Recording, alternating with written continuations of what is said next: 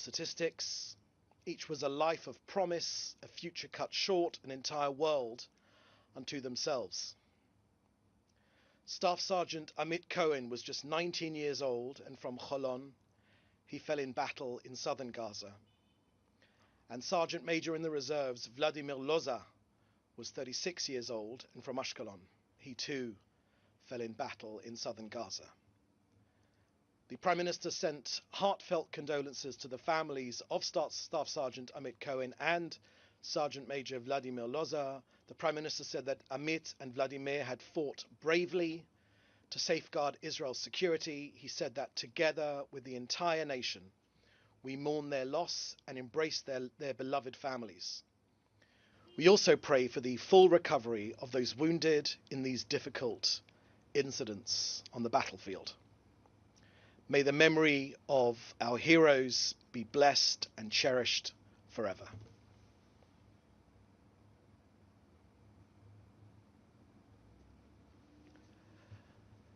Next to the humanitarian situation in Gaza, let me start with the facts and not the fiction.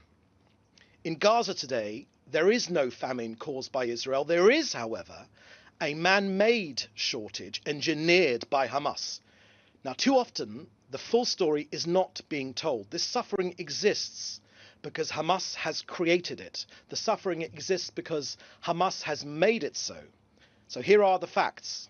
Aid has been flowing into Gaza through two main channels.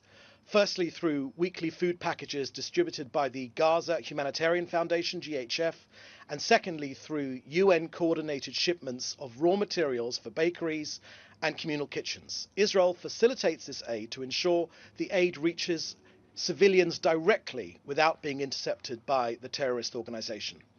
Now, these trucks carry food, they carry medicine, essential goods, and medical equipment are entering continuously, including medical teams from international organizations, which continue to enter as well. Now, let's look at the scale of these trucks going in. I can share with you that COGAT, the body responsible for getting aid in, has between the 19th and the 22nd of July, that's between Saturday just gone and Tuesday, more than 4,400, that's 4,400 aid trucks have entered Gaza. And in the coming week, an additional significant volume of additional trucks will also enter. Now, on board these trucks have been food, of course, but also flour, baby food, 2,500 tons of it, and high-calorie nutrition for children. The American Aid Foundation, GHF, is providing essential assistance delivered directly to Gazans through its distribution centers. Just yesterday, GHF distributed more than 2 million meals to Gazans. That's 2 million meals distributed to Gazans in one day. And there were no unusual incidences. Now, since it began operations at the end of May, 1.4 million aid packages have been distributed by GHF, and that means that 87 million meals have been distributed by GHF in total. Now, we have asked the United Nations to stop opposing this activity and for the good of Gazans to work together so that it can continue safely. Hamas, on the other hand, has stepped up its efforts to prevent direct distribution of this food and aid to Gazans, and this is further proof of Hamas's cruelty. It systematically endangers Gaza's residents, loots aid trucks, and tries to disrupt the functioning of food distribution centers, deliberately placing Gazans at risk of hunger. Now, next, this is very, very important. As things stand right now, and I confirm this in the last hour, there are more than 700 aid trucks, 700 aid trucks for the United Nations to pick up inside of Gaza. That means they've gone through security and they are waiting on the Gazan side of the border. Now, this is a bottleneck which has been caused by the United Nations, and it's the main obstacle to maintaining a consistent flow of humanitarian aid into Gaza. Now, just today, Israel's foreign ministry has said that the United Nations' obsession against Israel is unfortunately more important to them than helping the people of Gaza. Next, in terms of IDF action against Hamas, I can share with you in the last 24 hours, our Air Force has struck more than 120 terror targets across Gaza, as well as terrorists and infrastructure destroyed by our ground forces. Since the start of this Operation Gideon's Chariots, the IDF have eliminated about 1,500 terrorists. 1,500 terrorists have been eliminated, taken off the battlefield by our armed forces. Israel has also held territory across Gaza to ensure it stays free of Hamas, and also destroyed military buildings, sniper and observation posts, tunnels, weapons, and also other terror assets. Hamas is being systematically dismantled, both above ground and below it. Finally, before we get to your questions, on Syria, where over the last few days we saw appalling attacks by Bedouin and Syrian forces on the Druze in Syria. These have been truly terrible, shocking, barbaric attacks. Look, I can tell you, as you probably know, the Druze are our brothers. Let me make this clear. The state of Israel will not allow harm to the Druze in Syria, and we will continue to protect them from the new Syrian regime forces. And I can share with you as well that today the IDF reactivated the mobile forward facility for triage and hospital treatment of the wounded in the area of Qadar village in southern Syria. And that's to provide medical care to the Syrian Druze population in that area. And we will continue to extremely closely monitor developments in the area, with particular focus on the actions against the Druze civilians. Okay, so that's the end of our briefing here today. Now please put your questions in the chat together with your name and your news outlet, and we'll take your questions. I can already see there's 6 questions I can see here already. Remember to put your news outlet in your name. Okay, first question I can see here is from Joel Pollock at Breitbart News. And your question is, can you comment on the 109 aid organizations calling for a ceasefire in Gaza, citing starvation without mentioning the hostages? And also a second question, which I'll get to in a moment. Okay, your first question, Joel, was about the aid organizations calling for a ceasefire, citing starvation without mentioning the hostages. Thank you for your question, Joel. Look, when it comes to hunger in Gaza, firstly, there's a couple of points to make here. This idea of famine and starvation has been thrown at us consistently on a weekly basis for the last 2 years now. It has never come to pass. So these are false warnings which come from these aid organizations. And I also would say that where there is hunger in Gaza, it is hunger orchestrated by Hamas. This is very clearly their tactic, and it is working, because Hamas seeks to put international pressure, which unfortunately too many international countries are too willing to follow suit on, to put pressure on Israel to support their negotiating tactics, stopping them initiating or agreeing to a hostage release pause. So this pressure, which is coming, talking about starvation and famine, this is simply playing into Hamas's hands. Where there is hunger, it is hunger orchestrated by Hamas. It is hunger created by the terrorist organization, which means that it is even more important that of course, our hostages are released, but also that Hamas is no longer in control in Gaza to free the people of Gaza from the appalling treatment which they are receiving. They are starving their own people. Hamas are restricting food from their own people.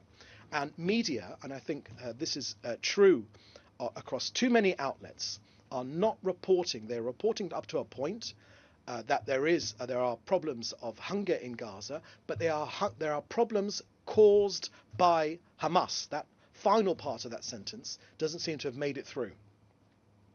Okay, next question from Joel Pollock, Breitbart News. Is Israel experiencing a crisis in relations with Christian communities over the church in Gaza, settler violence, visas for evangelicals?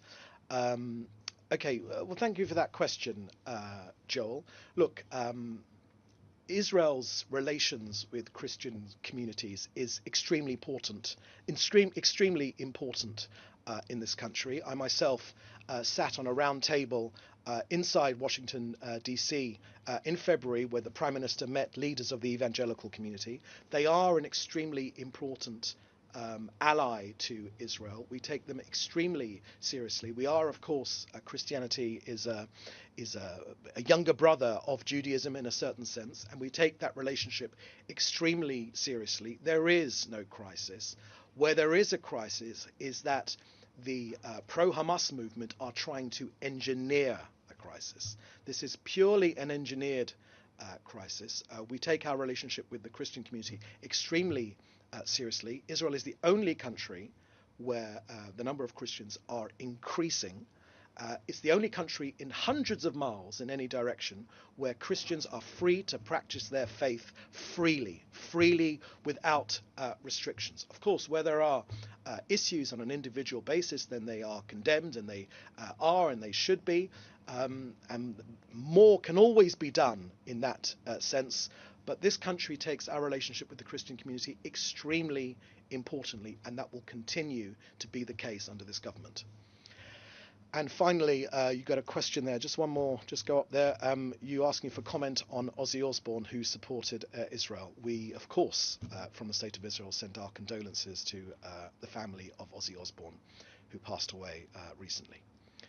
Next question, please. It's Jodie Cohen at Newsmax. What more can you tell us about the conversations between Steve Witkoff and Israeli officials regarding ceasefire and hostage release negotiations? Is more pressure being placed on Hamas to agree to a deal? And what will be the next steps if Hamas doesn't agree? Thank you for that question, Jodie. Look, the Hamas terrorist organization continues. They continue to cling to its refusal. And the latest information I can give you that Israel at this moment is still awaiting an official response via the mediators of Hamas. But to this point, I can share with you that Hamas have continued to refuse. They are continuing to refuse the hostage return proposal, which Israel has agreed to. Consistently, Israel has agreed and Hamas have not agreed. Israel has agreed to the Qatari proposal and the updated Witkoff framework. It is Hamas, unfortunately, which persists in its refusal, and they have been setting unacceptable conditions. So the Israeli negotiating team is still in Doha, and these talks are continuing, and they will continue because our objective is to get our hostages home. As you know, in Gaza, there are 50 hostages still remaining, the living and those already murdered, cruelly abducted by the terrorist organization Hamas. Look, it's 656 days now. 656 days of appalling captivity. 20 of our hostages remain alive. That's the latest information we have.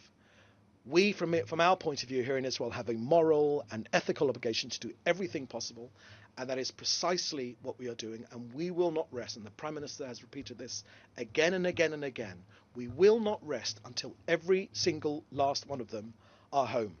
The dead for a decent burial, for closure for their families, to be reunited with their families, and for burial in Israel, and the living, so they can begin to rebuild their lives from their appalling ideal.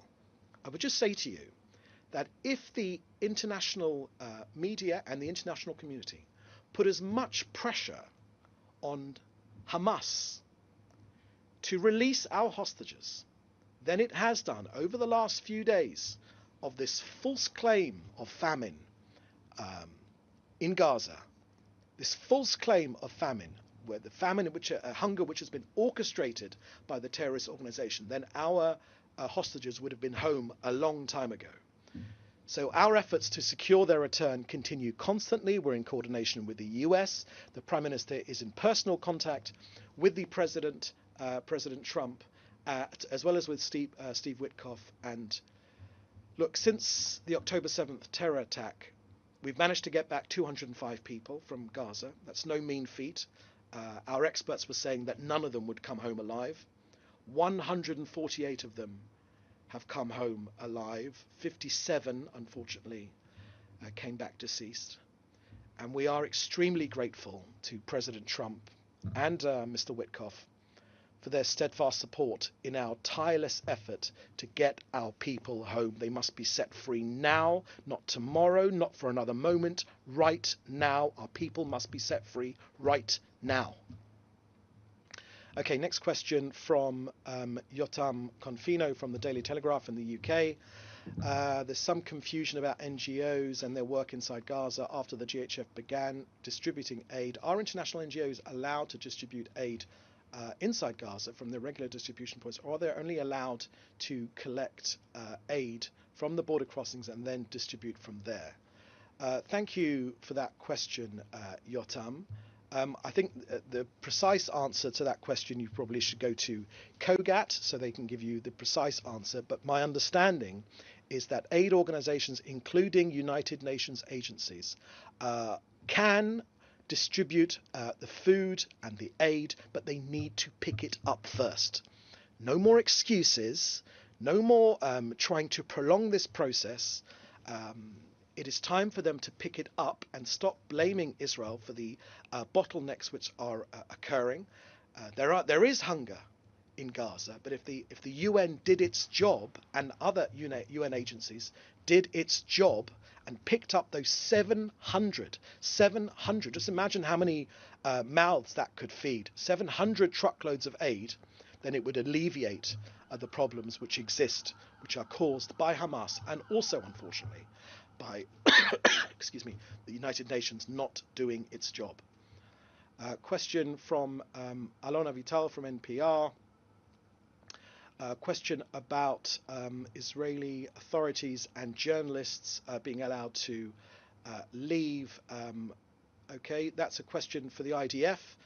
Alon, I would encourage you to put that question directly to the IDF. A question from ITV News. You're asking me about hunger in Gaza. I think I've already answered that question. Laura Kelly, could you just share with me from The Hill? Okay, from The Hill, what conditions, terms are being discussed in the US coordinated meeting between Israeli and Syrian officials? Thank you very much for that question, Laura. We've got the Prime Minister's made absolutely clear that these discussions should happen in private. We've already updated you in the past about these discussions, but all of these discussions will happen in private and out of. That's probably the best way forward, and rather than me sharing you details here. Israel wants peaceful relations with Syria. That's very much our objective. Our default position is always for peaceful relations with all of our neighbours, including Syria. But we have made crystal clear that Syrian forces cannot come south of Damascus. That's extremely clear, and we will protect the rights of Christian communities as well as Druze communities which exist in Syria. That should be the objective. It has already been said by the new Syrian leadership, and it has to be not just said, but it has to become true, because the current activity and the current awful attacks on Druze civilians has shown that unfortunately it is just words and not reality and action. Next question from AFP, Louis Boudouin-Larman. And you're saying that the UN has on numerous times said that those of its trucks allowed into Gaza, it has been unable to get Israeli coordination to guarantee safe passage from the border crossing to distribution point. Does Israel provide safe passage to aid trucks from Gaza's internal border to the UN and UN affiliated distribution centres? Thank you for that question, Louis. I think I've already addressed those points in my briefing, and I've said that there are 700 aid trucks full of food, laden with food, which would be of great help to alleviate what Hamas caused suffering there is in Gaza, and they should be picked up as soon as possible. That's what the IDF has said, that's what COGAT has said, and I think for more information you should probably go to COGAT. Next question here. We haven't missed one, have we? No? Okay, next question here from James Marlowe, an independent journalist. Is Israel concerned about Hamas hijacking 700 aid trucks waiting to be picked up by UN representatives on the Gazan side? And can you say exactly where exactly the aid on the Gazan side? Is it the Kerem Shalom crossing?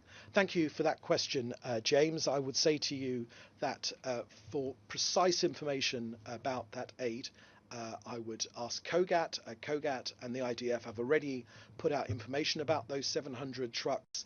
Yes, the issue of looting of aid is extremely important. I would just remind you that we're in this problem now. Where there are problems of hunger inside Gaza, it is because Hamas is restricting the aid. They are taking the aid for themselves. In fact, the IDF just this morning, and I would encourage you to take a look at that, have released footage of captured tunnels full of aid. Aid which belongs to the people has been taken by the terrorist organization.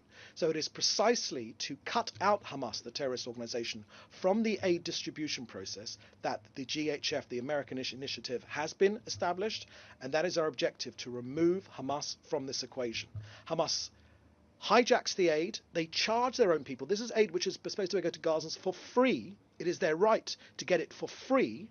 Gazans are taxing that aid, they are selling it to merchants and selling it to Gaza's people for exorbitant prices, and they're using the money to pay for their terrorist fighters. And this seems to be the last leg which Hamas is standing on, which is why it is so important to cut Hamas out of the distribution process. Okay, next question here, I'll take another couple of questions, is from HPJE. And that is from a Danish newspaper, or you'll forgive me if I don't try to pronounce your publication. Heidi, can you comment on what Israel's goal is currently for Gaza when you have eradicated Hamas? Who will control the enclave? Thank you for this question, Heidi. President Trump has come up with an innovative plan for the future of Gaza. People that want to leave voluntarily, we make this clear, voluntarily should be allowed to leave. There are countries which have already expressed their interest to take in Gazans so they can get away from the fighting. The reason this war has taken so long is precisely because Hamas designed this war so that they could hide amongst civilians. So the president has made this plan clear. We think it's a good idea. We think it's an out-of-the-box idea. The idea of just repeating failed initiatives as we have in the past, for instance, letting the Palestinian Authority run Gaza, that's already shown to be a failure inside Judea and Samaria, where unfortunately the Palestinian Authority continues its policy, its pay-to-slay policy, paying for the families or rewarding terrorists for killing Israelis. We will not have a situation where there is any authority in Gaza which seeks to kill Jews and Israelis. That is simply not an option. So post October the 7th, after the appalling attacks and after fighting Hamas for these last almost 2 years, we will not live with a situation where our neighbor seeks our destruction. So you can take that from me, that there is no scenario where Gaza is run by any sort of organization which seeks our destruction. It should be run by an organization of people that want Gazans to succeed, to reach their potential, for a better future for all of our people in this area. And this is the last question now. Final question from David Clement at the News Forum in Canada. Reports that the Shin Bet have arrested a woman who was going to attempt to assassinate the Prime Minister. Does the Prime Minister have any comment? Does the Prime Minister's office have any comment on that? I haven't got anything to share with you on that. And is there any response to Canada signing a letter calling for Israel's aid distribution dangerous and calling for an end to war? Thank you for that question, David. Yes, indeed, Canada was one of the 25 countries or 26 countries which signed that declaration. Look, David, I will say to you this simple point. Who welcomed that declaration? Hamas welcomed it. Now look, Canada and the other countries that signed this declaration, just be aware of this one fact. Hamas welcomed your declaration. That means you're on the wrong side of history. It means you're on the wrong side of the argument. And if you would instead encourage Hamas to let our hostages go, to free our people and lay down its arms, then this entire war would be over in an instant. Okay, so that's the last question here today. We'll have another briefing again shortly. Thank you for joining us.